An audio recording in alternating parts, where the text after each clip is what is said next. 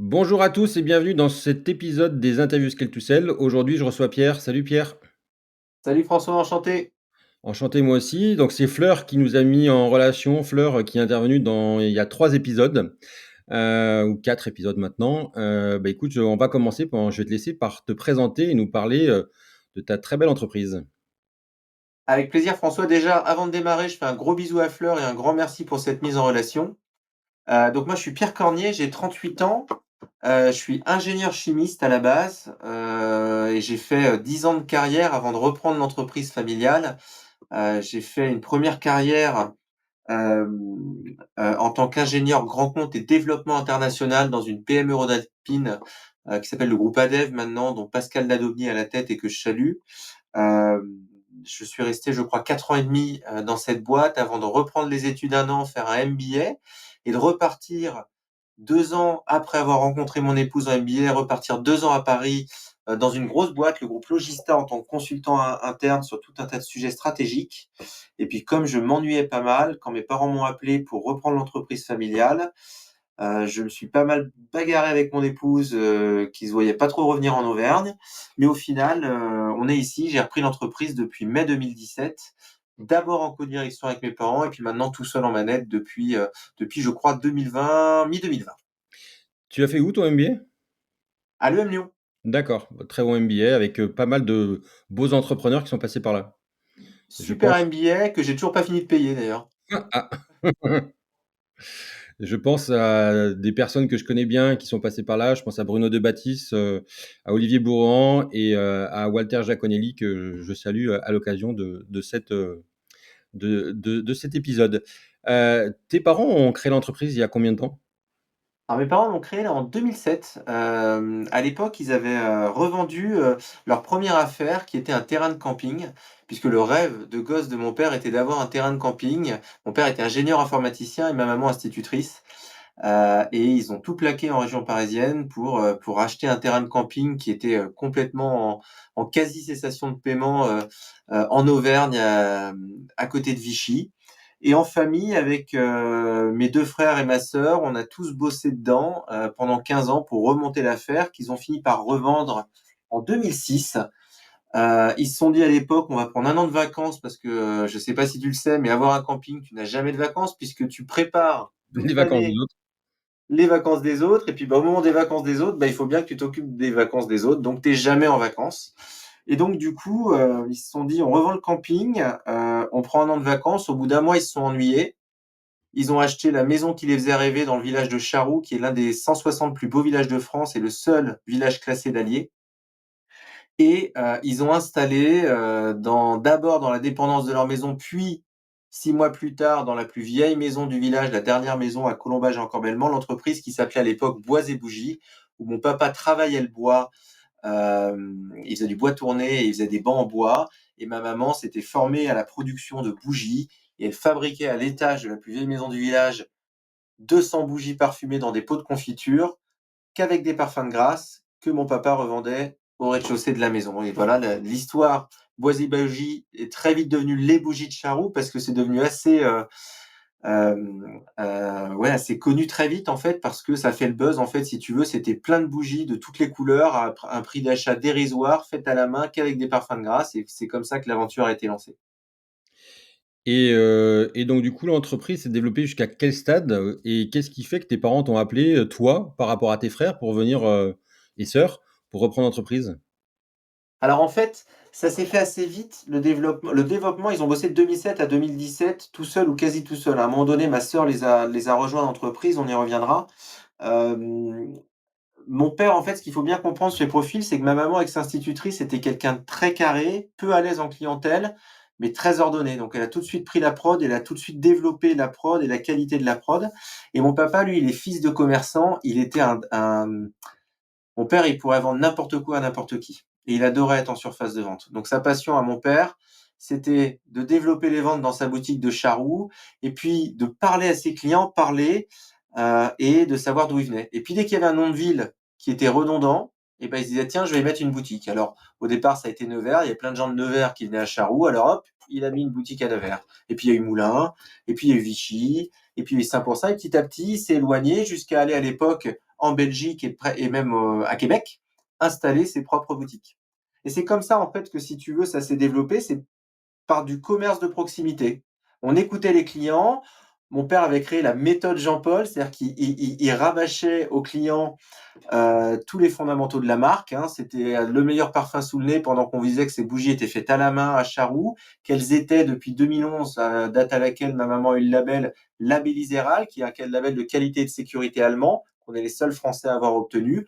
Et puis, il répétait ça à tous les clients et il prenait sa voiture, il allait dans toutes ses boutiques pour répéter ce discours avec les équipes. Et en fait, ça a pris un énorme essor très vite parce que c'était un produit made in France, qualitatif, fait à la main et hyper abordable. Si tu veux, ils se sont créés en 2007.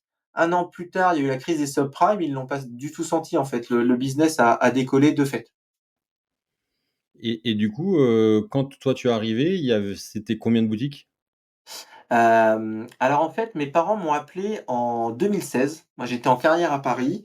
Mmh. Je m'ennuyais beaucoup. Mon épouse aimait pas trop son nouveau boulot post-MBA, elle aussi. Et à l'époque, l'entreprise faisait environ 4,5 millions d'euros. Il y avait environ 45 collaborateurs. Et mes parents allaient sur leur soixantaine, je crois, même 62, 63 ans, si je ne dis pas de bêtises.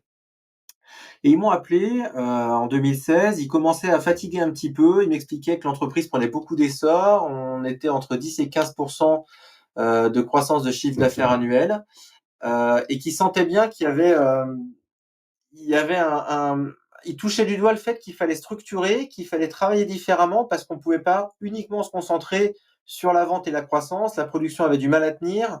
Ils ne savaient pas trop l'étape d'après. Donc on a beaucoup discuté pendant 8 mois sur les modalités de cette reprise, parce que j'ai deux frères et une sœur, comme je te l'ai dit précédemment. Donc la fameuse histoire est vraie, c'est-à-dire que si tu fais les choses mal, quand tu reprends une entreprise familiale, ce qu'il faut bien comprendre, c'est qu'en France, on n'a pas le droit de léser ni déshériter ses enfants au moment de la mort des parents. Donc ça, c'est fondamental dans un processus de reprise d'entreprise familiale, c'est que quand il y a un des enfants qui part sur la reprise, et ben, si les choses sont mal faites, à juste titre, dans le cadre de la loi française, les frères et sœurs peuvent se retourner contre toi. Je te donne un exemple tout bête. Imagine que tu as un frère, plus toi, et puis ton papa, avant de mourir, lègue à ton frère une maison qui vaut 100 et à toi une entreprise qui vaut 100. La maison du frangin, dans les 10 prochaines années, avec le marché, elle vaudra 110 au bout de 10 ans. Et puis toi, tu as tellement bien fait ton boulot que ton entreprise qui valait 100, elle vaut 1000.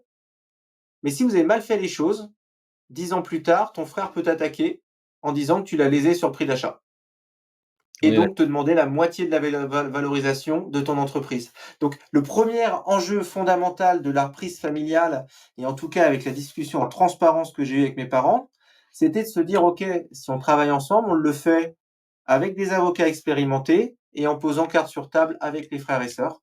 Déjà, est-ce qu'il y en a d'autres qui sont intéressés pour reprendre? Moi, je ne souhaitais pas reprendre l'entreprise si mes frères et sœurs souhaitaient y aller. J'avais aucun sujet à ne pas y aller si eux voulaient y aller, parce que je sais mon tempérament. Je suis plutôt quelqu'un de alors dominant, c'est pas le terme si tu veux, mais j'aime bien pouvoir prendre mes décisions et être seul à la tête d'un projet ou d'une entreprise. En tout cas, j'ai toujours voulu être chef d'entreprise et je savais que je ne saurais pas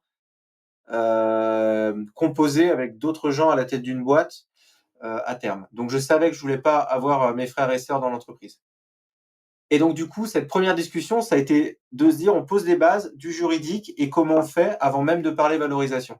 Ça répond à ta question, François? Ça répond, en partie à ma question et du coup, tu nous avais dit, que ta sœur avait commencé de travailler dans l'entreprise. Oui, Heu, exactement. Comment ça s'est passé avec elle, du coup? En fait, si tu veux, elle s'est associée assez tôt avec mes parents Mmh, et ils se sont pas très bien entendus au départ de la collaboration. Donc, ils ont trouvé une façon de fonctionner où chacun avait sa zone commerciale. Et si tu veux, quand j'ai racheté à mes parents en 2017, j'ai racheté les parts de ma sœur, qui était d'accord, d'accord, plus une partie des parts de mes parents. J'ai racheté environ un tiers en 2017 du total des entreprises. C'était pas un groupe à l'époque, c'était un amas de petites PME, la PME Histoire de Bougie qui produit les bougies, et il y avait 3 autres sociétés, Bougies de Charroux France, Belgique et Canada, qui étaient les réseaux de distribution de la marque.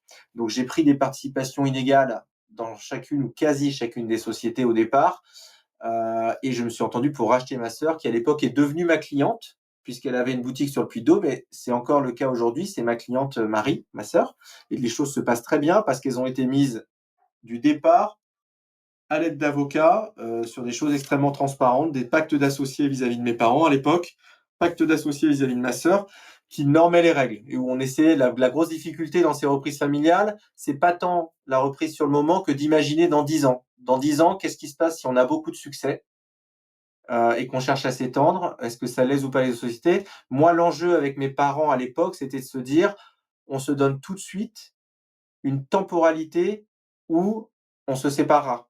Je trouve que ce qui est important dans une reprise familiale, enfin à la façon dont je l'ai perçu à l'époque et le futur m'en a donné raison, c'est qu'il faut se donner une limite dans le temps et dans l'espace. Et nous, on s'était dit, on travaille ensemble entre 3 et 5 ans, le temps de faire une reprise où les salariés soient pas dans l'angoisse, mais en même temps, pas trop long non plus pour que mes parents puissent tout de suite se mettre dans de nouveaux projets, préparer la vie d'après, parce qu'ils étaient jeunes au moment de cette session, donc préparer la vie d'après et que les choses soient bien faites dans les règles de l'art. Parce que pour avoir vu quelques reprises familiales, la grosse difficulté, surtout sur la deuxième génération, c'est que les fondateurs ont un affect particulier que moi je n'ai pas. Enfin, j'ai un affect pour mon entreprise, j'ai énormément d'affect, mais il est extrêmement différent de celui des fondateurs et c'est logique. Et donc, arriver à avoir des discussions, prendre des décisions collectives, quand il y a de l'affect, c'est très, très dur. Et donc du coup, il fallait tout de suite mettre des règles du jeu là-dessus et ça a pas été facile, au départ. Je te raconterai 2-3 anecdotes, mais en tout cas, on avait mis les bases juridiques qui faisaient qu'on pouvait avancer en transparence. Donc si j'avais un conseil à donner là-dessus, alors je sais pas si c'est lié de donner des conseils, mais la première chose à faire pour moi dans une reprise familiale, c'est de surtout pas négocier les frais d'avocat, prendre un conseil qui s'entende très bien avec toutes les parties prenantes pour avancer dans la transparence.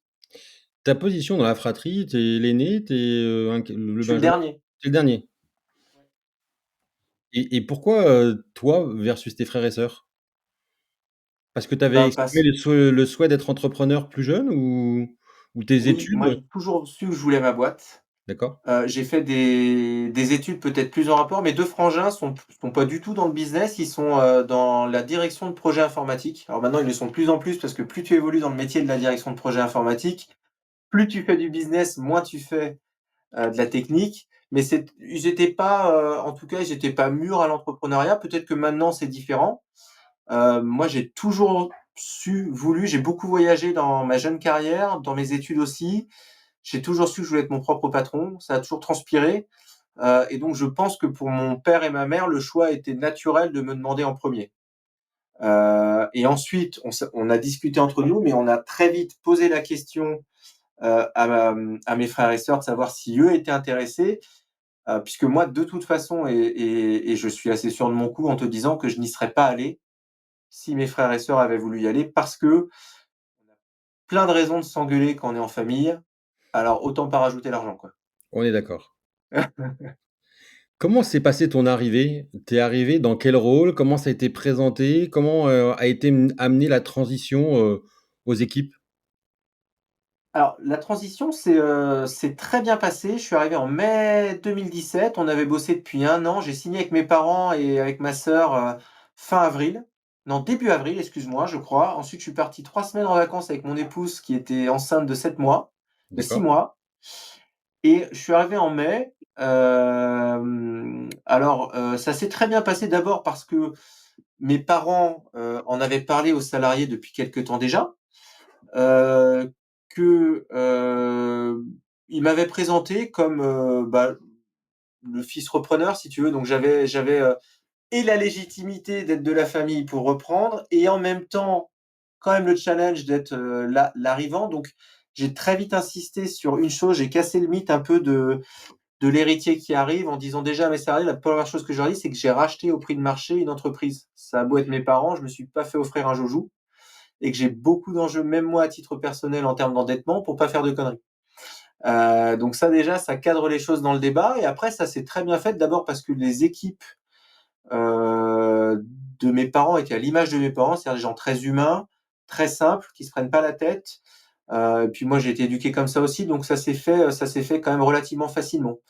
Même avec mes parents, on a eu des échanges. C'était dur les 2 premiers mois. C'est plutôt la difficulté était plutôt entre mon papa et moi les 2 premiers mois, où il a fallu qu'on trouve notre équilibre parce que si tu veux, mon papa c'est pareil, il est un petit peu mal dominant, si tu me mal alpha. Maintenant, si on parle en langage 2024, et moi j'arrive avec plein de nouvelles idées et on n'osait pas trop s'engueuler devant tout le monde. Et puis un jour, je crois qu'au bout d'un mois, on s'est vraiment pris la tête avec mon père. On s'est vraiment engueulé fort. Et le lendemain, je le voyais pas bien du tout et ça a duré un jour ou deux.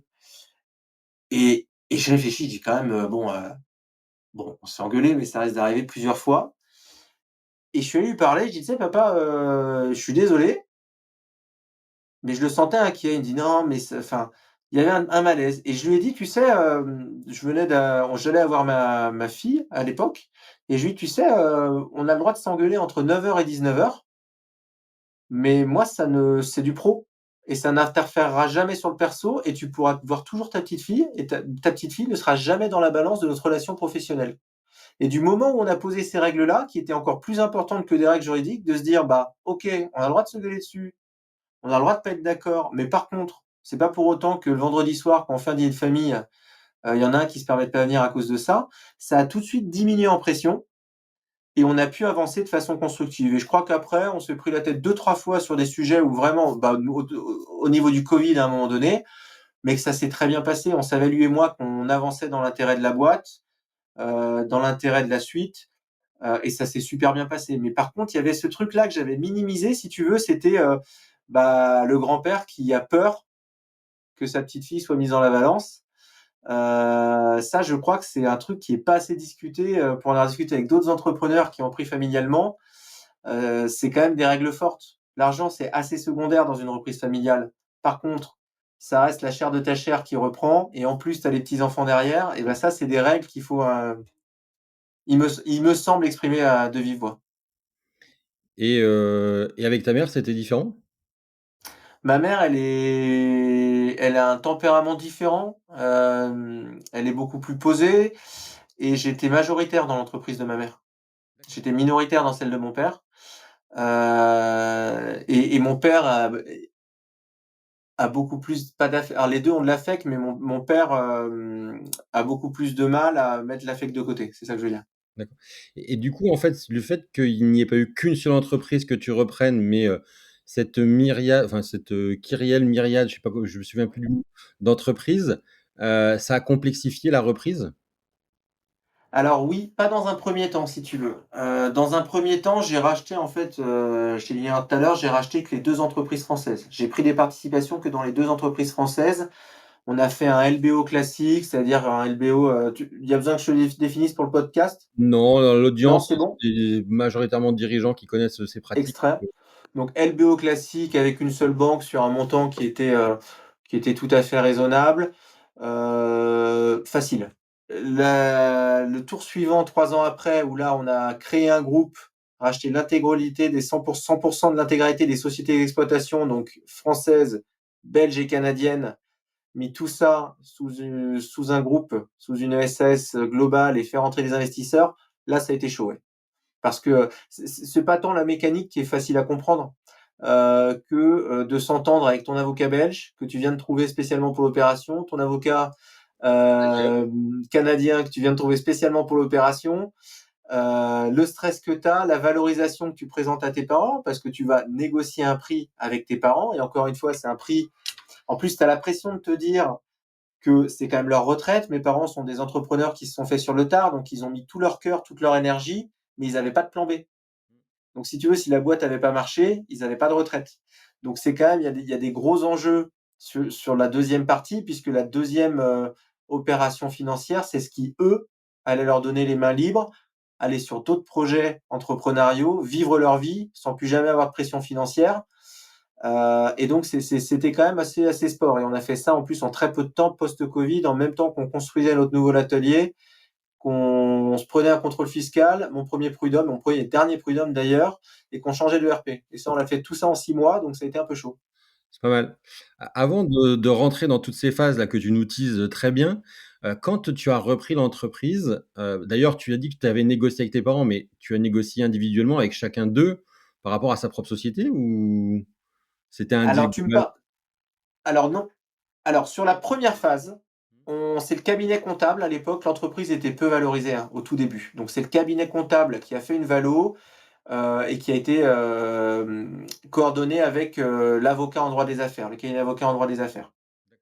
Sur la deuxième, on a fait appel à un cabinet externe en stratégie d'entreprise, dans lequel, qu'on a mandaté. Je l'ai fait en transparence avec mes parents parce qu'en fait, si tu veux, post-Covid, je leur ai dit: «Bon allez, maintenant il faut qu'on valorise, il faut qu'on avance, il faut qu'on sache ce que ça vaut» et l'entreprise derrière, le cabinet, excuse-moi, nous a, proposé une fourchette de valorisation. Ils te disent jamais ça vaut, 100,12, ils te disent, ça vaut entre 80 et 120. L'explication pour 80, l'explication pour 120, qu'est-ce que vous souhaitez faire, quelle proposition vous voulez faire. Mais je n'ai jamais négocié juste avec ma mère et juste avec mon père, on a toujours négocié tous les trois en bonne intelligence, avec un cahier des charges qui était simple, c'était un prix de rachat qui, eux, puisse leur permettre de vivre sans se poser de questions, et qui, moi, me fasse pas payer trois fois ce que j'avais déjà mis dans l'entreprise en termes de temps et d'énergie. Parce qu'en fait, ce qu'il faut bien voir là-dedans, c'est que quand tu rentres au capital et que tu insuffles les 3 premières années à une certaine dynamique, on en reparlera tout à l'heure, mais on a massivement digitalisé, on a fait évoluer la renta. La renta, en 4 ans, elle a été multipliée par 4 ou 5. Donc, c'est tout ça que tu prends. Une entreprise, ça se valorise en multiple d'EBITDA, en tout cas dans l'industrie. Donc, quand tu augmentes, quand tu es minoritaire dans une boîte que tu veux racheter et que tu augmentes sa rentabilité, bah, tu es puni deux fois en fait. On est Donc, d'accord. il fallait trouver, mais on était très clair sur ces mécaniques-là. Et derrière, on s'est entendu sur une valorisation qui ne lèse pas les héritiers, qui soit généreuse pour mes parents, mais qui, moi, me permette aussi de continuer sans avoir une pression financière infernale sur ma tête. Je comprends. Et j'ai 2 questions qui me sont venues en t'écoutant. La première, pour les employés, il y avait une seule entreprise qui était, l'entreprise de tes parents ou ils se sentaient un peu, chacun, on va dire salarié d'un de tes 2 parents? Ça se passait comment? Ah, c'est une bonne question.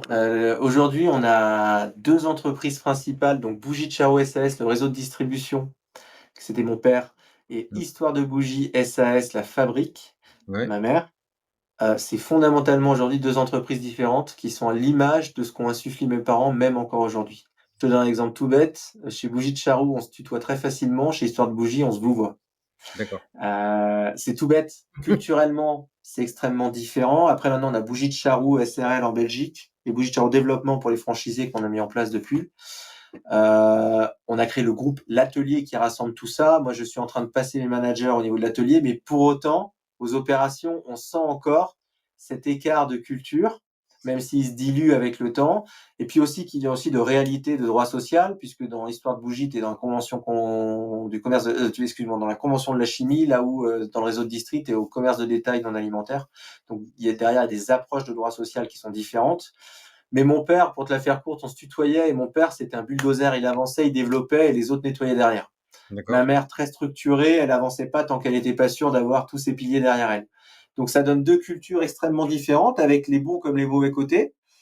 Mais effectivement, c'est une bonne question. C'est que derrière, culturellement, moi, j'ai eu affaire avec les deux. Et j'ai d'ailleurs quelques stigmates. Aujourd'hui, je sais jamais si je dois tutoyer ou vous voyez un nouvel arrivant. Donc il y a des gens, j'arrive ou instinctivement, je les tutoie, les autres, je les vous vois.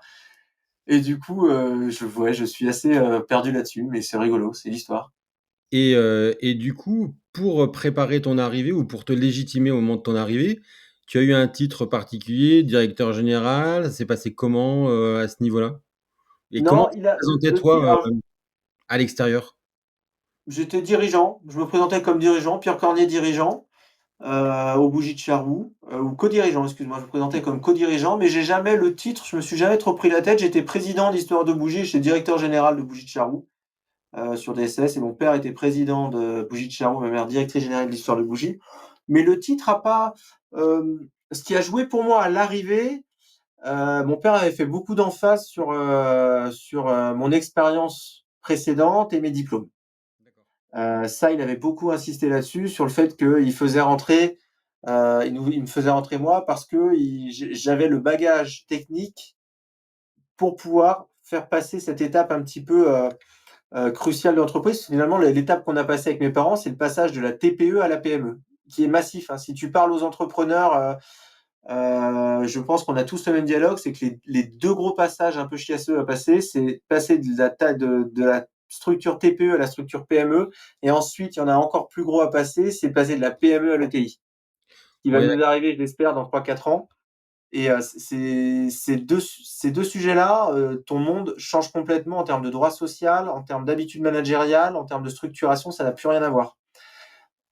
moi, ce que je Et dis, c'est donc, quand tu passes de la culture de la réaction à la culture d'anticipation. exactement. Je suis complètement d'accord avec toi. Et une fois que tu passes à l'ETI, avec un énorme changement juridique à la clé, hein. Énorme. Encore plus maintenant avec le CSRD et toutes ces notions-là.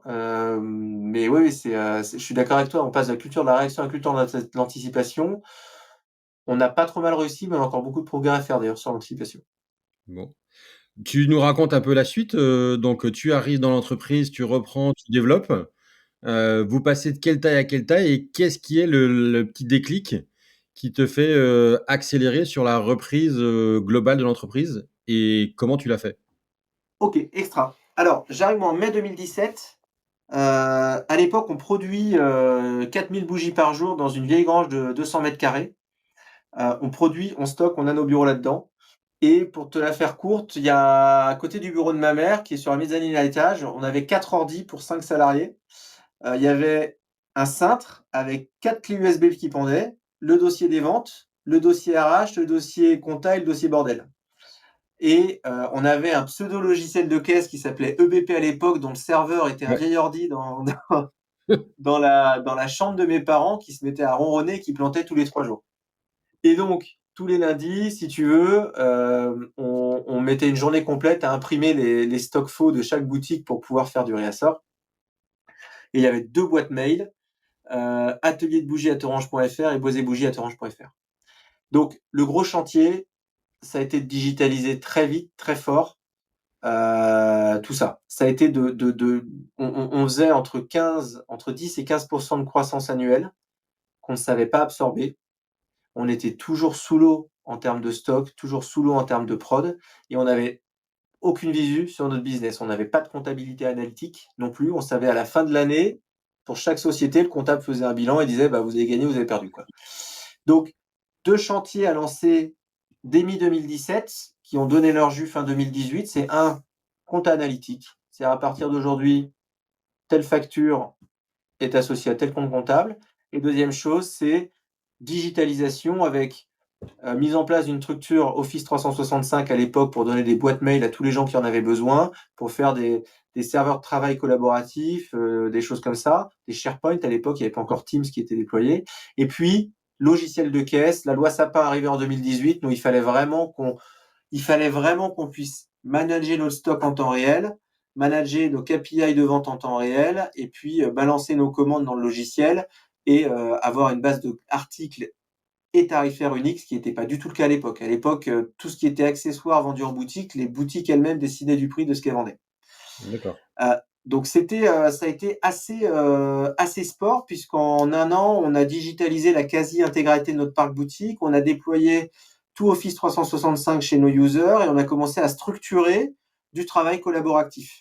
Puisque moi, ce que je voulais surtout, je venais d'une boîte qui n'avait pas fait ses investissements digitaux et qui, pour survivre, faisait un plan social, parce qu'une fois que tu mets un logiciel bien fait, tu te rends compte que tu n'as plus besoin de la moitié des gens.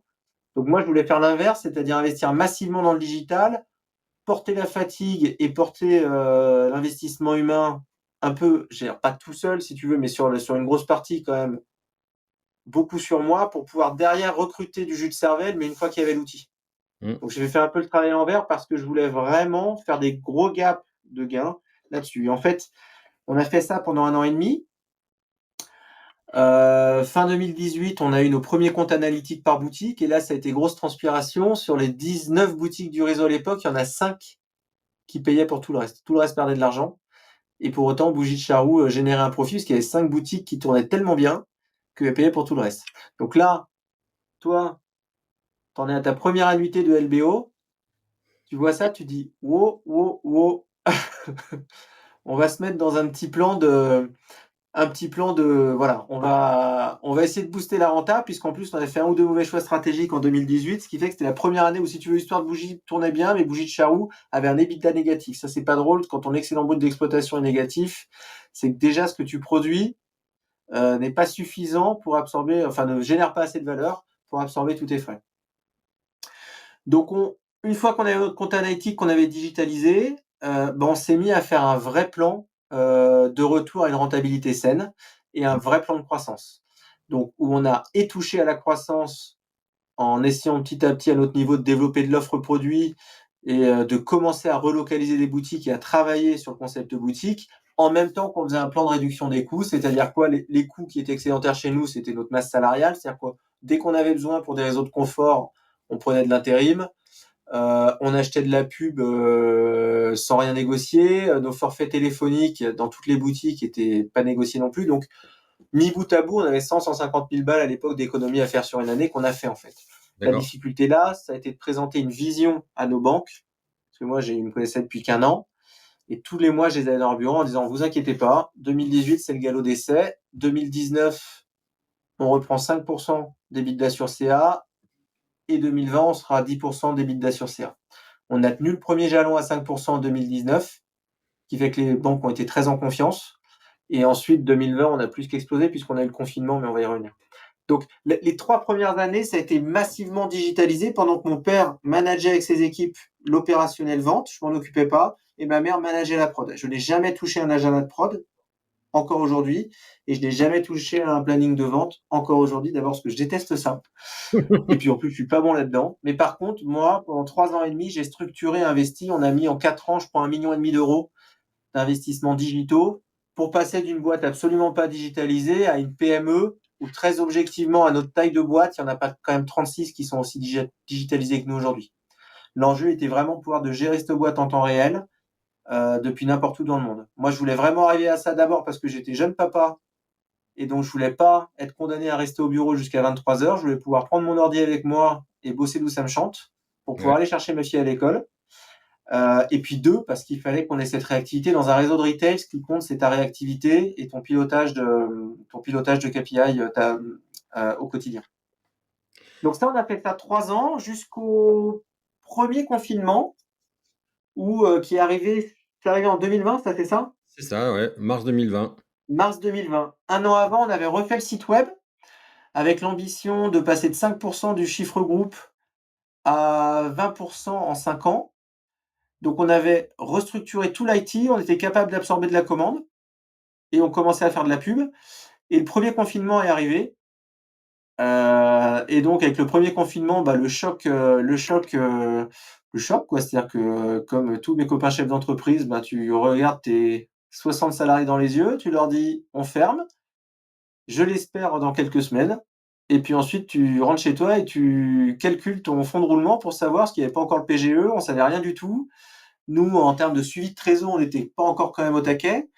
Donc là, tu passes 3 à 4 jours à calculer ce qui te reste en trésor, en nombre de jours de trésor. Ouais. Et puis tu fais tes dossiers PGE, quoi.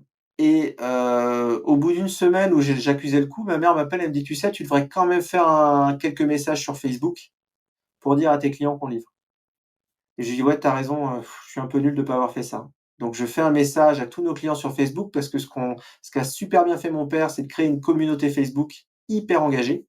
Et du moment où j'ai dit sur Facebook: «Les amis, on continue de livrer, comptez sur nous», ça a explosé.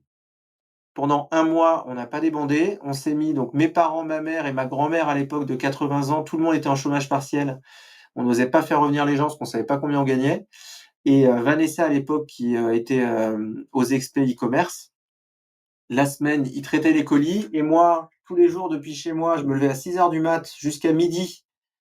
J'étais au 2e étage de ma baraque à faire du Facebook, à répondre à tous les messages d'encouragement de nos clients. Il n'y a pas un seul message, je pense, que j'ai loupé, où je remerciais les gens qui nous encourageaient, je faisais des promos, des machins, des trucs.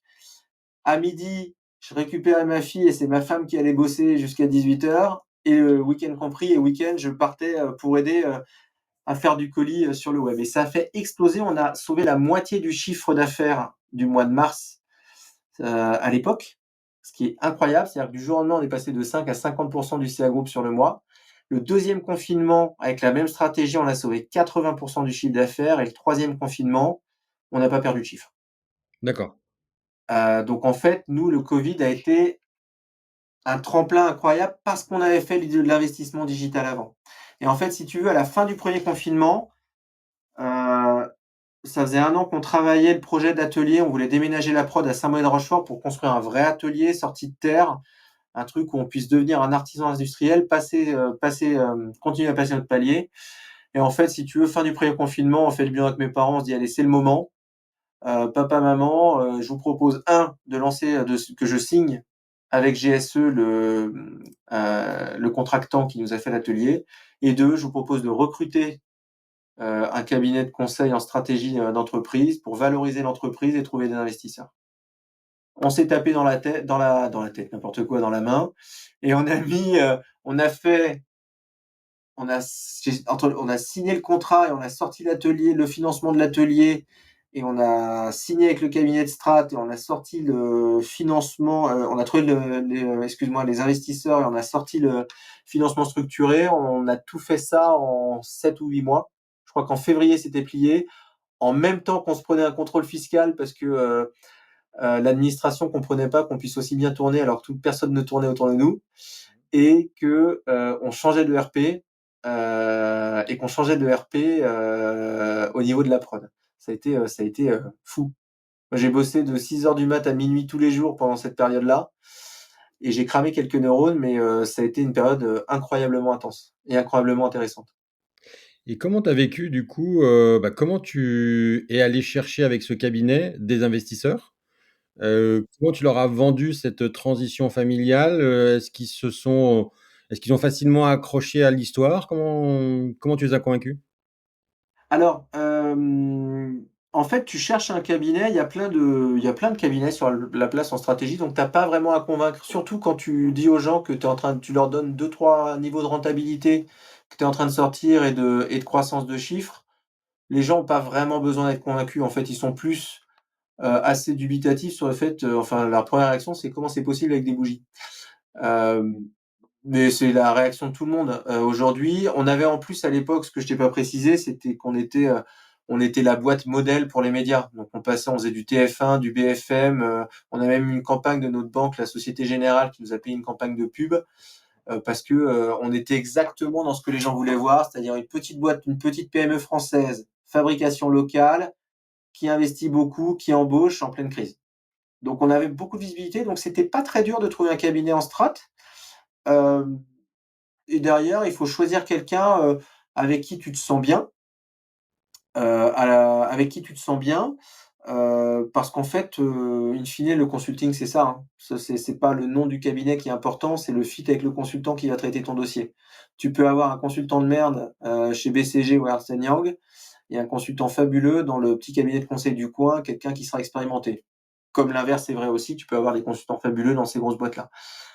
Donc on a choisi un cabinet avec un cahier des charges très clair. C'est on rachète l'entreprise à mes parents, il faut la valoriser, et on fait une valorisation qui soit intelligente, qui permette à tout le monde d'être content. Et deux, on trouve un fonds d'investissement, pas tant parce que j'ai besoin d'argent. À l'époque, j'avais pas besoin d'argent pour acheter mes parents. C'était J'aurais pu faire ça en LBO classique, encore une fois, même sur ces montants-là, parce qu'on avait un trend de croissance et une rentabilité qui était largement assez bonne pour pouvoir envisager de le faire tout seul. Par contre, moi, ce que je savais, c'est que j'allais me retrouver tout seul à la tête, que j'allais plus avoir mes parents le midi pour vider mon sac, et que j'avais besoin de gens qui soient déjà en étape d'après, qui aient de l'habitude, qui aient un portefeuille de contacts. Et c'est surtout ça qui a été fondamental et qui est d'ailleurs, je crois encore aujourd'hui, le meilleur choix stratégique que j'ai jamais fait, c'est le choix du bon fonds d'investissement. Parce que il y a de tout. Il y a autant de typologies de fonds d'investissement qu'il y a de fonds d'investissement, et que Mmh. derrière, en fonction de ton caractère, tes objectifs de vie, parce que ce qui est important, c'est d'être aligné pour un chef d'entreprise, je crois encore plus que dans un autre job. Un chef d'entreprise, il doit être aligné sur ses choix de vie, ses envies de vie, avec ce qu'il veut faire dans sa boîte. Et donc, si le fonds d'investissement, il est à l'opposé de ça, bah, je donne pas cher de ma peau ou de celle du fond, alors plutôt de la mienne dans ce cas-là, puisque j'ai moins Mmh. de sous qu'eux, ou de la vie de ma boîte. Parce qu'il y a un moment donné, quand c'est dissonant au plus haut de l'entreprise, ça va pas le faire. Donc le choix du fonds d'investissement, ça a été un réel challenge. Et tu t'es arrêté sur, quel fonds? Parce qu'on l'a pas mentionné. Ah, je me suis arrêté sur Capellia. En fait, si tu veux, il y a eu 2 enjeux. On a valorisé déjà, c'est expliquer la valorisation à tes parents. Pourquoi ce prix-là? Et est-ce que vous êtes d'accord? Et ensuite derrière, on négocie les termes. Et 2, le choix du cabinet, on a eu au départ le premier réflexe le plus classique, c'est d'aller voir tes banques. Mmh. Logique, c'est tes premiers partenaires financiers de confiance et toutes les banques ont ce qu'on appelle des fonds de private equity internes. Garibaldi pour la banque Pop, Sogé, pour Société Générale, c'est Sogé, je me souviens plus, pardon, du nom de leur, je crois que c'est Sogé Private Equity. Mmh. Et ils ont tous des fonds d'investissement. Donc on va les voir. Bon, déjà, on était une petite PME, donc il y a quand même des planchers d'investissement qui sont pas les mêmes en fonction des fonds. Il y a des fonds qui peuvent démarrer des investissements à 1 million, des prises de participation, pour des valos qui démarrent à 1 million, et puis d'autres, c'est pas en dessous de 5 et d'autres pas en dessous de 10. Donc déjà, ça fait déjà un premier truc. On est allé voir des grands de la place, régionales, donc des fonds comme Ciparex. Et le cabinet que j'avais mandaté m'a aussi dit, tiens, j'ai rencontré Capellia, un fonds entrepreneurial. Je dis, mais c'est quoi un fonds entrepreneurial? Bah, c'est des ex-chefs d'entreprise ou des chefs d'entreprise qui ont, au cours de leur carrière, eu la chance de pouvoir faire un cash out, de gagner un peu d'argent. Et puis, pour te la faire courte, François, plutôt que de mettre ça sur un livret A, si je dois caricaturer, bah, ils se sont dit, on va créer ensemble un fonds d'investissement pour aider des PME à fort potentiel. Et c'est comme ça qu'est né Capellia. C'est une quarantaine de souscripteurs, tous chefs d'entreprise ou ex-chefs d'entreprise, qui se sont associés, qui ont dit on crée un fonds, Capellia. Et c'est devenu maintenant un vrai fonds. Ils en sont à leur septième fonds, je crois, ou non, ils en sont à Capellia 6. Et ils accompagnent des PME de tout métier. Le cahier des charges donne des PME rentables, à fort potentiel. Et à l'époque, ils allaient de 500 à 5 millions dans leur avant-dernier fonds de prise de participation. Et là, maintenant, ils ont créé un autre fonds. Ils viennent de publier, il y a une semaine, ils viennent de lever 100 millions. D'accord. Et ils vont monter leur participation jusqu'à 10 millions. Et c'est assez incroyable parce qu'en fait, ce qui est génial dans ce fonds-là, c'est qu'une fois que tu rentres, d'abord, c'est une équipe à taille humaine, il y a une dizaine de personnes. Tu as un directeur d'investissement, Yvan Bachot dans mon cas, qui m'a pris par la main, il m'a dit: «Allez viens, je t'emmène, on va faire un tour», et il m'a fait visiter, il m'a fait rencontrer à Richard Fournier, que je salue d'ailleurs, que tu devrais peut-être interviewer dans ton podcast, qui est le fondateur de Comptoir de Mathilde. Et Richard, il m'a accueilli à bras ouverts, il m'a dit: «Écoute, tu as besoin de quel contact pour ta stratégie?» Et il m'a filé tous les contacts dont j'avais besoin. J'ai rencontré Michel aussi, le dirigeant d'Un-deux-trois Élec sur la partie digitale. Un, deux, trois Élec, ils font de la vente en ligne de matériel électrique. Pareil, il m'a filé tout un tas de contacts, que je salue aussi Michel, un type incroyable. Et dès que j'ai eu un besoin, j'appelle Yvan et je lui dis: «Bah là, exemple tout con, crise énergétique, je vois bien qu'on va se prendre une pilule. Tu as forcément eu le cas dans tes 40 participations, comment le truc a été géré?» Au bout d'une heure, j'ai un contact et j'embauche un consultant externe en achat d'énergie. Enfin, que des choses comme ça qui te permettent, et sur tes problématiques du quotidien et sur des problématiques stratégiques, en fait, de gagner 5 à 10 ans. Je suis allé chez Capellia, j'ai mis 1 an et demi à sortir un projet de franchise, parce que derrière, j'ai eu les bons contacts avec les bons consultants, avec les bonnes personnes, j'ai mis l'équipe en place et vaille que vaille, on a sorti le projet. Si j'étais resté tout seul en me disant: «Je vais faire un LBO, garder 100 de ma boîte», bah, j'aurais aujourd'hui 100 d'un truc qui est valorisé probablement 4 fois moins. Donc c'est toujours un trade-off, là-dessus, quoi. Tu es vraiment sorti du coup de l'isolement du dirigeant classique par ce LBO, en fait? Clairement, et c'est ce que je cherchais. Encore une fois, j'avais pas besoin d'argent, j'avais besoin de gens avec moi. Si tu regardes la pure partie financière, tu te diras que j'ai perdu de l'argent, et c'est vrai. Parce que j'ai 30 de mon capital et qu'en 2 ans, tu as probablement multiplié le truc par 4. Pour autant, j'y serais jamais arrivé sans eux, donc je considère que c'est le juste prix. Après ça, c'est on n'a pas tous la même appétence, et je crois aussi que c'est quelque chose de générationnel, la prise de participation. Les gens de mon âge ont une facilité à la concevoir que n'ont pas les gens de l'âge de mes parents. Pour mon père, un investisseur à l'époque, il l'aurait jamais imaginé, c'était hors de question. Et tu as profité du second rachat pour remonter au capital ou c'est uniquement le fonds qui ah oui, Oui, d'accord. puisque j'avais qu'un tiers Ouais, et je suis monté à 2 tiers. Par contre, je savais que je voulais être majoritaire. d'accord, Donc aujourd'hui, le groupe L'Atelier, j'ai 2 tiers du groupe et mes investisseurs ont un tiers. d'accord. Et on a fait ce qu'on appelle un financement structuré, c'est-à-dire que, on a fait de la prise de participation couplée à des obligations convertibles, des obligations non convertibles et une partie de LBO. On a diversifié, tout ça pour maximiser, en fait, si tu veux, la trésorerie et les taux d'intérêt. Je comprends. Derrière, donc du coup, tu as écrit un plan de développement que tu as vendu au fond. Comment c'est ton cabinet de stratégie qui t'a aidé à écrire ce plan? C'est toi qui y Exactement. collais? C'est passé comment?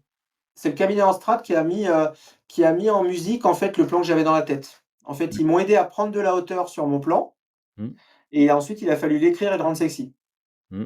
Parce que moi, pour rappel, je gérais en plus un agrandissement, un ERP, des équipes. J'étais le seul cadre dirigeant de ma boîte. Une fois que mes parents étaient partis, j'étais le seul.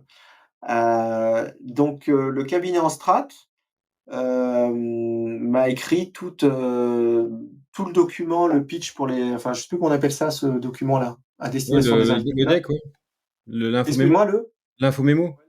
Oui, le mémo. Mmh, Il y avait une quarantaine de pages dans un petit document A5. mmh, On avait couché sur papier toute la stratégie de développement, qui a pas trop évolué depuis, hein. On l'a simplement étalonné, de nos derniers objectifs. Et puis voilà, derrière, comme dirait mon papa roule ma poule, on est allé, avec notre bâton de pèlerin, rencontrer les fonds d'investissement. C'était assez facile parce que, on avait des très bons fondamentaux financiers et que la boîte était en train d'exploser. C'est-à-dire qu'on vendait quand même une croissance qui avait doublé et un EBITDA qui avait été multiplié par 4 en très peu de temps. Donc on était dans une position quand même qui était très facile. Et aujourd'hui et un BFR négatif. Donc, quand tu dis à des gens: «J'ai plein de cash, j'ai un bon résultat et en plus, c'est que le début de l'histoire», c'est assez facile d'attirer des gens. J'imagine qu'on n'est pas tous dans les mêmes situations, mais donc ça, c'était facile. Le choix était surtout de choisir les bonnes personnes pour accompagner, encore une fois. Mais ouais, le cabinet de strat, pour répondre à ta question, a tout fait et ensuite, une fois qu'ils avaient présélectionné les investisseurs, je les rencontrais à déjeuner. Dans, les bonnes personnes pour t'accompagner sur la suite, comment tu as structuré justement cette nouvelle étape des bougies de Charroux? Est-ce qu'il y a des recrutements qui ont été des recrutements clés, et qui t'ont permis de passer des paliers? Oui, si je reprends groupe L'Atelier, je me retrouve tout seul à la tête de ma boîte courant 2020. Seul cadre dirigeant avec, à l'époque, j'étais pas encore assez mûr dans ma tête, j'avais beaucoup investi dans le digital et je voulais pousser au max la renta avant de faire des gros recrutements. D'accord. Je voulais vraiment assurer de la trésor, j'ai toujours été un petit peu un angoissé. Je venais d'investir, 2,5 millions dans un nouvel atelier flambant neuf, et je me rends compte a posteriori que j'aurais dû recruter plus tôt. J'ai trop attendu. En fait, j'ai dans mon plan de développement, j'ai défini mes fonctions clés. C'est D'accord. assez facile. Mes fonctions clés, c'est les opérations, donc supply et production. Il me fallait un manager là. C'est retail, gestion du réseau de magasins. C'est e-commerce et marketing. Et puis, plus tard, R&D, Mmh. RH, et puis plus tard, finance.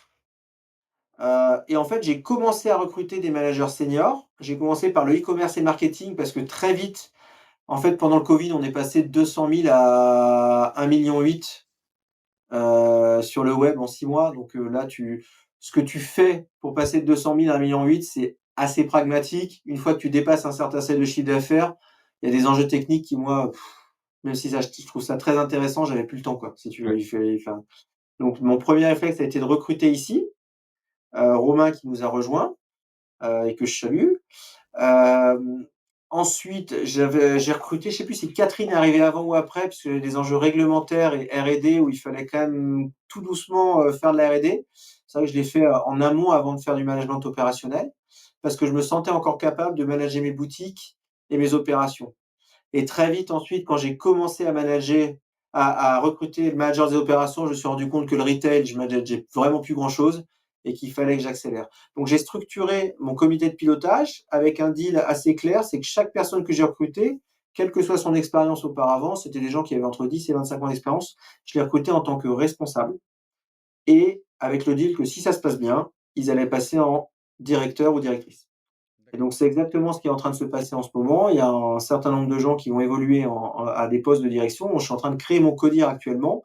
Et ça, c'est fondamental parce qu'aujourd'hui, moi, je me suis quasiment écarté de l'intégralité de l'opérationnel. Je fais quasiment plus d'opérationnel. Je gère plus du tout le réseau de boutique. Je gère plus du tout les opérations, plus du tout le web. Et en fait, je suis partagé entre la culpabilité de plus le faire et d'être capable de me barrer quand ça me chante à 15 heures, et en même temps, tout le recul que ça m'offre sur mes choix stratégiques et sur les possibilités de développement de demain est incommensurable. Je te donne un exemple, j'ai refait mes budgets.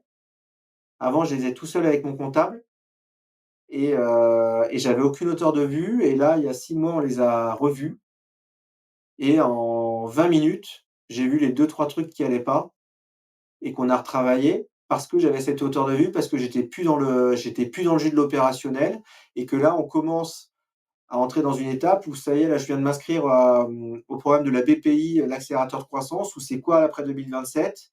Qu'est-ce qu'on va faire? Qu'est-ce qu'on a envie de faire pour grandir? Et en fait, je trouve ça génial de faire monter ces gens en compétences qui s'expriment 1000 fois mieux que moi, qui sont bien plus doués que moi dans leur cœur de métier respectif, et à qui en même temps je peux apporter du recul, une vision plus globale, un investissement plus massif 360 sur tous les enjeux circulaires de l'entreprise, la RSE, bon, dans lequel on investit massivement, la cyber aussi pour se préparer, parce qu'on va se faire dégommer à un moment donné, c'est sûr, comme tout le monde. L'autonomie énergétique, ou toutes ces choses-là que moi je bosse en 360, parce que je sais que maintenant j'ai des managers qui sont dédiés sur leurs opérations. Et donc ça, c'est clé, c'est oui, dès que tu peux, un copil ou un codir, et j'ai trop attendu, j'ai perdu trop de neurones en voulant faire des économies, j'aurais dû le faire 2 ans avant. D'accord. Hem, j'ai une question qui m'était venue et que j'ai perdue. C'est toujours, ça arrive C'est de toujours, ma faute, je parle trop. au moins une fois par non, mais au moins une fois par interview, ça arrive. Du coup, aujourd'hui, ton rôle, comment tu te projettes dans le futur? Et puis j'ai retrouvé la question qui m'est venue, c'est du coup, comment tu as créé une nouvelle culture d'entreprise qui correspond plus à l'entreprise de Pierre qu'à l'entreprise de tes parents? Alors là, il y a 2 questions à laquelle je vais essayer de te répondre. Alors la première, je voudrais insister sur une chose, vu que c'est un podcast de partage, c'est que je suis passé d très, très vite, en 6 mois, je suis passé de directeur général opérationnel, si je dois un petit peu, schématiser ma fonction. Donc un dirigeant assez omniprésent, très opérationnel, à président, c'est-à-dire quelqu'un qui, du jour au lendemain, n'a plus d'opérationnel. Et donc le positionnement humainement à trouver, j'ai bien mis 1 an avant de me sentir confortable dans mes propres baskets. Parce que tu as toujours ce petit syndrome de l'imposteur de te dire: «Attends, il est 16 heures là, avant à 16 heures j'étais sous l'eau et je rentrais chez moi, je bossais le soir, et là, je dois faire, ah bah non, je dois plus le faire, ça c'est, Gabriel qui le fait. Ah ça c'est Romain, c'est bon, c'est pris en charge, c'est bon».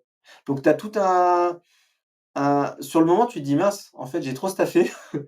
Et après tu te dis: «En fait non, c'est génial». Parce que chaque personne est en train de créer son département, et tu te rends compte que ton boulot à toi, c'est de prévoir dans 5 ans. Et en fait, mon seul boulot à moi, j'en ai 2, c'est de m'assurer que nos partenaires nous suivent et de prévoir dans 5 ans. Mais prévoir dans 5 ans, ça change tout le temps. Là, on a prévu le plan de 2027. OK, on sait ce qu'on fait en 2027, c'est clair pour mes managers. Bah, là, on est en train de mettre en place toute la transition RSE environnementale, tout le staffing IT, et là, je suis en train de regarder maintenant sur le groupe L'Atelier, c'est quoi les prochains leviers de croissance? Est-ce qu'on va à l'international? Est-ce qu'on crée des boutiques bougies de Cherbourg à l'international? Est-ce qu'on rachète des boîtes de fabrication de bougies qui font pas de retail et dans laquelle moi j'apporte cette expertise-là? Ou est-ce que je vais, parce on commence à devenir des experts du retail, est-ce que je vais euh, chercher d'autres boîtes dans le retail à acquérir, des petites boîtes comme, je sais pas, entre 10 et 15 boutiques, mais qui par le simple fait de les structurer, vont pouvoir lâcher un potentiel incroyable. Et donc j'en suis à ce moment-là où je cherche les plans de croissance de demain. J'ai envie que le groupe L'Atelier devienne une vraie ETI. C'est ça qui me motive. J'ai envie de faire grandir, mes équipes, et de leur laisser toute la latitude de devenir demain des dirigeants, et de prendre ma place sur tout le reste de l'opérationnel. Donc mon rôle, il est là, c'est de donner une vision, trouver les financements. Par contre, sur toutes les problématiques opérationnelles, quand un manager vient me voir avec une difficulté, ma première question, c'est: «Bah, tu ferais comment? Toi, qu'est-ce que tu en penses? Si tu as mon chéquier, c'est comment tu fais?» Mais je suis plus du tout en mode contrôle. J'essaye de les, pour aller sur ta deuxième question du changement de culture, je suis assez américain dans l'âme, c'est-à-dire que quand tu rentres dans ma boîte, tu as 100 de ma confiance, dès le premier jour. Et tu as le droit de te tromper. La seule chose que je te demande, tu peux me faire toutes les conneries du monde, la seule chose que je te demande, c'est que tu les fais qu'une fois. Tu les fais qu'une fois, et puis par contre, tu apprends de tes erreurs et la deuxième fois, tu fais différemment. Donc on a une très forte culture de l'échec chez nous. On a déjà cramé plein d'argent en faisant des bêtises. Par contre, on n'a jamais refait la même bêtise 2 fois. Ça, c'est ce que je leur demande et il y a pas de tabou, vous pouvez proposer. Après, si je suis pas d'accord, bah, je mets pas l'argent en face, mais si je suis d'accord, on y va et derrière, on est très autonome très vite chez nous et c'est ce qui fait que les gens, je crois, grandissent vite. Et je suis pas un manager, comment dire? Je bosse dans la confiance. Je bosse dans la confiance, je te donne le budget, si tes arguments sont bons, tu auras ton budget. Tu vois, ce matin, j'étais en discussion avec ma manager retail, qui veut aller alors je garderai le nom secret de la ville, mais qui va aller dans une ville qui coûte extrêmement cher, qui m'a travaillé un budget où elle va me sortir 2 fois et demi le budget d'investissement, habituel pour une boutique et où je viens de lui dire oui parce que j'y crois et parce qu'elle me l'a prouvé, bah, OK, vas-y et on verra. Donc c'est ça le gros changement par rapport à mes parents qui étaient, eux, beaucoup plus dans le contrôle et c'est normal, la boîte n'avait pas la même taille ni les mêmes capacités financières. Moi, je crois que la grosse marque d'impression que j'ai faite, c'est que j'ai surtout dit aux gens qui venaient me voir en me disant: «J'ai un problème», bah, je leur disais: «Tu reviens quand tu me proposeras une solution». Et donc du coup, petit à petit, au départ, c'est un peu déroutant parce qu'ils s'attendent à ce que je leur donne la réponse à leurs questions et je leur dis: «Bah, en fait, moi, j'en sais rien. Reviens dans 1 heure, propose-moi une solution et je te dirai si je suis d'accord». Et ça a été fondamentalement un gros changement de culture. Je me suis un peu perdu dans tes 2 questions, j'en suis désolé Non, François, j'espère mais que j'ai répondu à tout. c'était une réponse, de toute façon, très intéressante. Et du coup, toi, tu penses être le bon dirigeant de l'entreprise, jusqu'à quel niveau? Et question subsidiaire, est-ce que c'est une entreprise que tu as envie de transmettre ou à un moment tu pourras la vendre? Alors déjà, je te remercie pour ta première question, parce que je crois que du coup, toi et moi, on a le même avis sur la question, c'est que je pense qu'il y a des dirigeants sont faits pour une certaine taille de boîte ou une certaine forme de boîte et qu'à un moment donné, il y a une date d'expiration. Et je prends pour exemple, mes parents sont très bons à créer des boîtes, mais je pense qu'ils se seraient pas éclatés, ils n'auraient pas été bons à la développer, enfin à prendre l'étape que moi j'ai prise. Et inversement, j'aurais été incapable de faire ce qu'ils ont fait, c'est-à-dire créer du départ quelque chose de rien. Et je serais probablement moins bon ou plus bon du tout ou périmé à un moment donné où ma boîte sera trop grosse, peut-être trop politisée ou etc. Te dire quand ça va arriver, j'en ai aucune idée. Pour l'instant, je m'amuse, je continue à me former, et j'ai l'impression d'apporter ma pierre à l'édifice. Heu, le gros piège de ma taille de boîte aujourd'hui, c'est que culturellement, ce qui a changé, c'est qu'avant, j'étais vu comme le fils de mes parents, accessible. Aujourd'hui, je suis le grand patron et quand j'entre dans n'importe quelle salle, les gens se taisent. Alors que je suis pas du tout comme ça. Moi, je fais des blagues, je dis des conneries à tout le monde, tu peux être de n'importe quel niveau dans cette entreprise, je vais arriver à te faire une blague de merde. Mais pour autant, il y a une sorte de distance qui s'est installée qui, des fois, te fait un peu perdre pied parce que personne n'ose te dire non, en fait. Mmh. Ah, c'est un Hem, vrai problème, le fait que tu aies une cour et que la cour n'ose pas dire, les choses. c'est vachement dur et c'est pour ça que mon premier critère de recrutement chez mes managers, c'est de savoir me dire non. Et c'est l'une des premières choses que je vérifie en entretien, c'est est-ce que ces gens vont être capables de me regarder droit dans les yeux en disant: «Pierre, ce que tu dis là est une grosse connerie» et me le dire en ces termes-là. Et je crois sur la majeure partie de mes N-1 que j'y arrive. Mais par contre, c'est très dur parce que tu as un changement d'échelle qui est énorme et plus ta boîte grossit, plus tu es perçu comme, inaccessible, en fait. Donc je m'applique à essayer de l'être, mais il y aura quand même toujours ce biais. Qui fait que des fois, tu peux perdre un peu la notion de te dire: «Est-ce que c'est toi qui es la meilleure personne?» Et en même temps, toi aussi, tu cherches la bonne distance à prendre. Tu veux pas non plus qu'on vienne te chercher à chaque fois qu'il y a une querelle dans l'atelier ou une querelle en boutique, c'est plus ton boulot. Donc c'est vachement chaud à trouver cet équilibre-là. Jusqu'à quelle taille de boîte j'irai? C'est une super grosse question. Par contre, je sais que j'ai une date de péremption et je sais aussi que je serai pas le dirigeant qui s'accrochera jusqu'à ses 70 piges. Aujourd'hui, j'arrive à mixer ma vie de famille, j'arrive à profiter de ma famille et même de plus en plus, en même temps que je gère une boîte qui est incroyablement excitante en termes de projet et de perspectives de développement. Je crois qu'à un moment donné, si je perds l'une des 2 choses, j'arrêterai. Et est-ce que j'ai envie de transmettre? Je sais pas. Oui, j'ai envie que cette boîte, elle soit pérenne et tout ce que je fais, j'ai envie que ce soit pérenne. Je le fais pas pour l'argent. Je le fais, c'est sûr et certain, comme tout chef d'entreprise, parce que ça t'apporte aussi un confort de vie et qu'il y a pas de limite, mais je fais pas ça pour être multimillionnaire. Est-ce que j'ai envie de transmettre à mon enfant? Bah, ça dépendra d'elle si elle a envie.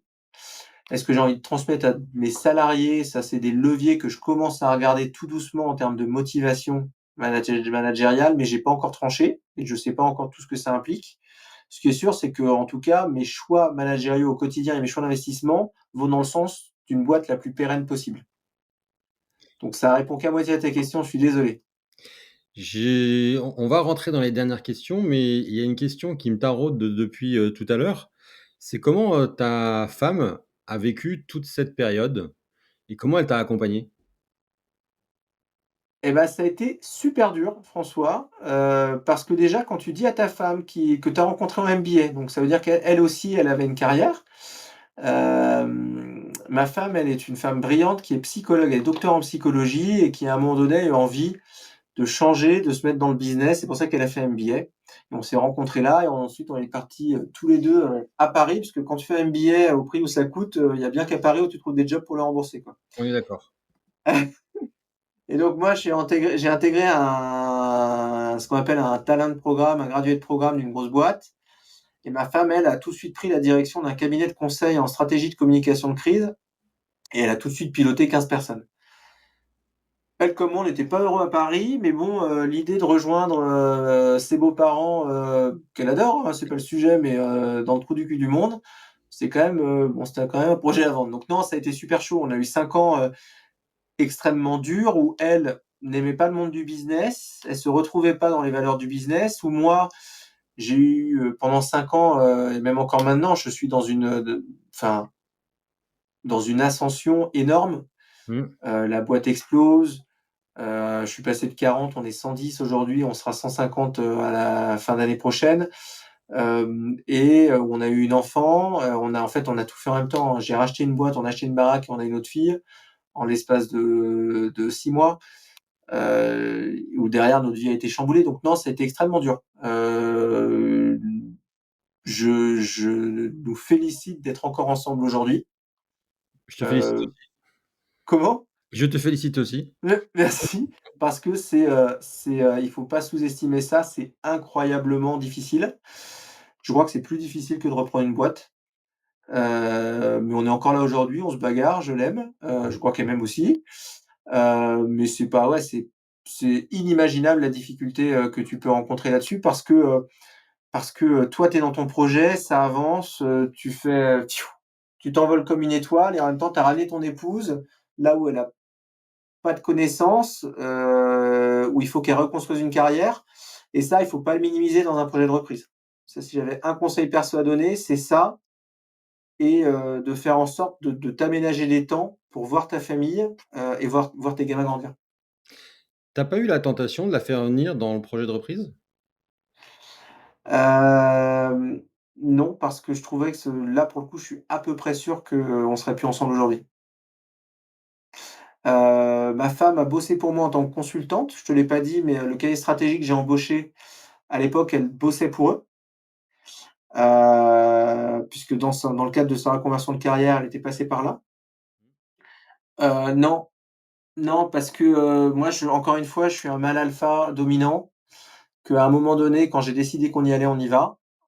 Et c'est pour la même raison que je souhaite rester majoritaire aujourd'hui, que je suis pas du tout mûr à être minoritaire dans ma boîte. C'est qu'à un moment donné, quand j'ai décidé de sortir le carnet de chèques et de te dire que ça va se passer comme ça se passera comme ça. Alors je mettrai 1 an à te l'expliquer et je t'aurais préparé 1 an, mais on y va. Et moi personnellement, je ne s je et pourtant je suis pas un dictateur dans ma boîte, loin de là. Je suis au contraire extrêmement participatif, je le crois, mais j'essaie de t'amener à des décisions. Mais ça, je sais le faire parce que j'ai pas d'affect avec les personnes. Enfin, pas un affect familial. Je sais le faire parce qu'en face de moi, j'ai des collaborateurs avec qui j'ai pas partagé ma vie. je saurais pas le faire avec ma femme. Ma femme, elle me verrait arriver à 10 kilomètres, je commencerai déjà à la préparer en janvier d'une décision que je veux prendre en décembre. Je sais pas si je suis clair dans mes propos, mais elle me verra arriver, elle me dira: «Tu me fais chier, j'ai pas envie de faire chier». Alors qu'avec un collaborateur, tu peux te permettre de dire, tu as une vision de ta boîte à 5 ans, tu dis: «Bon là, on va commencer à parler de ces sujets-là, ce qu'il va falloir que ça sorte dans 1 an». Donc j'aime bien que les choses soient mises dans des cases. Alors c'est bien ou c'est pas bien, il y a d'autres familles, qui font différemment. Si tu prends le cas LVMH, je me compare pas du tout à LVMH, hein, on n'est pas du tout, mais eux arrivent très bien visiblement à faire les choses. Ils sont 5 gamins et ils arrivent très bien à faire les choses. Les choses ont l'air d'être établies, pour que l'entreprise se reprenne et on sait tous que c'est les 5 enfants qui vont reprendre. Moi, ça, je sais pas faire. Je sais pas mélanger le business, du pas business. Mmh. Est-ce qu'il y a des choses que tu aurais aimé apprendre sur toi et connaître de ta personnalité avant de te lancer dans ce projet? Hem, non, je trouve que ce projet-là a révélé des choses de ma personnalité et m'a aidé à me connaître plus que ce que j'aurais pu rêver avant. Je trouve que l'entrepreneuriat et la direction d'entreprise a cette capacité à te révéler aux yeux des autres tes bons côtés comme tes mauvais et tes faiblesses comme tes forces, beaucoup plus vite et beaucoup plus fort que n'importe quel autre métier. Et aujourd'hui, je dis pas que j'ai atteint l'âge de la raison et de la sagesse, loin de là, hein, j'ai 38 ans, mais j'ai quand même l'impression maintenant que je vois les choses d'une façon assez différente et qu'à chaque problème sa solution et qu'en fait, la seule chose que ça m'a appris, c'est que la chose pardon, pas la seule chose, mais la chose la plus fondamentale que ça t'apprend, c'est que tu as pas de limite, en fait. Tu peux avoir la pire des merdes qui t'arrive du jour au lendemain, bah, ça reste un problème avec des données à prendre dans l'ordre de priorité qu'il faut. Intéressant. On va rentrer dans les dernières questions. Enfin, est-ce qu'il y aurait une personne, qui serait pertinente pour toi d'inviter sur ce podcast, qui pourrait nous raconter, une histoire aussi passionnante que la tienne? Oui, bah, je t'ai parlé de Richard Fournier qui est un gars extra. Je sais pas s'il aura envie de te parler, Mmh. mais lui, il a fondé le comptoir de Mathilde. Mmh. Ce gars-là, il a démarré la même année que mes parents. Il a 10 ans de moins que mes parents, il a démarré la même année que mes parents à, fabriquer sur les marchés de Noël, fabriquer de la pâte à tartiner, excuse-moi, et des babas au rhum. Et aujourd'hui, comptoir de Mathilde, c'est 130 boutiques, je crois 150 collaborateurs, une histoire de marque, une vision de sa marque, une vision de ses boutiques qui est incroyable, une humanité et un gars qui est extra humainement. Hem et qui est, dont je me suis beaucoup inspiré, je le remercie parce que, il est à l'étape d'après, à laquelle on rêve d'accéder. C'est-à-dire, là, il a le réseau, il a fait tout ça, c'est incroyable, il a tout structuré et je pense que tu gagnerais à l'inviter parce que lui, il est fondateur d'une boîte, il est première génération, Mmh. et il a monté un truc qui est incroyable. C'est-à-dire qu'il est passé par tous les stades du créateur de la petite boîte à structurer la PME, puis maintenant il arrive à la taille de l'ETI. Mmh. Et voilà, ouais, si je te disais d'inviter quelqu'un, je pense que ce serait lui, Richard Fournier. Et bah, écoute, je compte sur toi pour faire une mise en relation, comme Fleur l'avait fait, par le passé. On va partir dans le petit quiz absurde, qui, conclut, ce podcast. Alors, tu es plutôt thé ou café? Je suis plutôt café. Combien par jour? Trop? Si ton entreprise pouvait parler, quel serait son mot préféré? Ah, c'est une bonne question ça. Hem, Innovation. Si tu pouvais embaucher un super-héros comme co-dirigeant avec toi, qui serait-il? Ou lequel, choisirais-tu? Spider-Man. Spider-Man? Ouais. Pourquoi? Bah, Spider-Man, il est pas beau, il est pas musclé, mais il est efficace et avec sa toile, il sait mettre des bonnes fondations, hein. Peter Parker, quand tu le regardes, il manque de confiance en lui, mais par contre, il est très compétent. Ouais, c'est bien. Si ton entreprise était une saveur de glace, quel serait le parfum? Et je dirais même si tu une senteur de bougie, quel serait le parfum? Alors si c'est une senteur de bougie, c'est la myrtille puisque c'est notre best-seller et ce Ouais. parfum est incroyable, il fait partie intégrante de l'histoire de la marque et puis Si c'est une glace, je dirais yaourt, parce que c'est assez incroyable, c'est très doux et ça tient sur le long terme, le yaourt. On a toujours envie d'une glace au yaourt. C'est vrai. Quelle pourrait être la chanson hymne des Bougies de Charroux? L'hymne des bougies de Charroux, il y avait une chanson qui s'appelle «Tous ensemble», tous ensemble, ouais. Ça peut être ça. Bah, c'est un peu ça les bougies de Charroux. Si tes concurrents étaient des personnages de dessins animés ou de bandes dessinées, qui seraient-ils?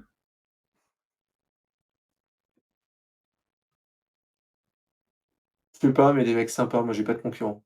Bon. Par contre, je sais pas te dire. Quel est le plat le plus bizarre que tu aies mangé pendant un repas d'affaires?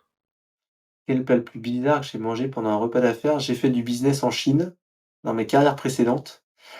Donc il y avait une soupe avec, une tête de canard qui flottait dans la soupe et ça m'a un peu surpris ça. Je peux comprendre. Si tu pouvais voyager dans le temps, à quelle période aimerais-tu entreprendre? La même qu'aujourd'hui. Je trouve qu'avant c'est trop tôt. T'es plutôt gastro, t'es plutôt McDo? Alors ça, j'ai le droit de dire les 2 ou pas? T'as le droit. Ouais, parce que j'adore le gastro, j'adore les bons vins, mais un bon McDo bien sale de temps en temps, ça fait du bien. On peut dire KFC aussi si on veut, pour citer plusieurs. Non, non, McDo ou Burger King, moi, pas Ouais, KFC. d'accord. OK. Chacun sa team. T'es plutôt lundi matin ou vendredi soir? Je suis plutôt lundi matin, moi. Ouais. Est-ce que t'es plutôt, Elon Musk ou Bernard Arnault? Pour être franc avec toi, j'étais à fond Elon Musk et je ne veux plus en entendre parler et je vais même revendre ma Tesla. Ah, à cause de Parce que ses je i pense qu'il a comment? à cause de ses idées? Ouais, je pense qu'il a beaucoup trop d'argent. Ce garçon a beaucoup trop de pouvoir aujourd'hui par rapport à ce qu'il en fait, donc je plutôt de la team Bernard Arnault, ouais. C'est c'est plutôt la mienne, donc ça me va bien. Heu, quel serait le titre, du film préféré de ton entreprise?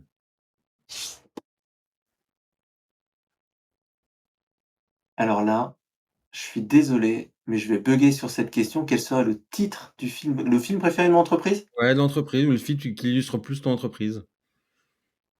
Allez, Love Actually. Plein de belles histoires qui se rencontrent. Et dernière question, quelle est la chose la plus étrange que tu aies dans ton bureau? Je sais pas ce que c'est le merdier, chez moi derrière. Quelle est la chose la plus étrange que j'ai dans mon bureau? Je sais pas. Je sais pas te dire, il y a la plus vieille bougie en tout cas de l'entreprise que ma mère a faite, qui est juste là, qui est l'une des premières myrtilles qu'elle ait produites et qu'on ait retrouvées dans le garage.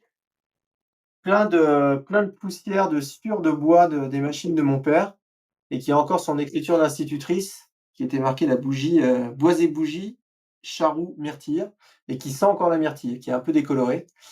Voilà. Je sais pas si c'est étrange, mais en tout cas, c'est un produit que ma mère a retrouvé il y a 1 an dans le garage et elle a pensé à moi pour me le donner et je trouve ça fabuleux d'avoir encore ce vestige d'il y a, 2007, ça fait presque 20 ans, 17 ans. C'est une belle trace de l'histoire en tout cas.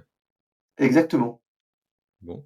S'il y a des auditeurs qui souhaitent te contacter, quel est le meilleur canal pour, venir à toi? LinkedIn, je vais essayer d'être un peu plus prolixe à le voir et sinon mon prénom point mon nom arobase bougiedecharroux.com. Génial.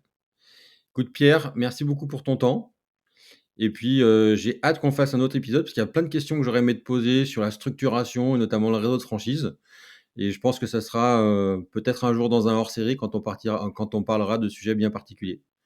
Merci pour Avec ton grand temps plaisir. Pierre. À Merci bientôt. François. À bientôt.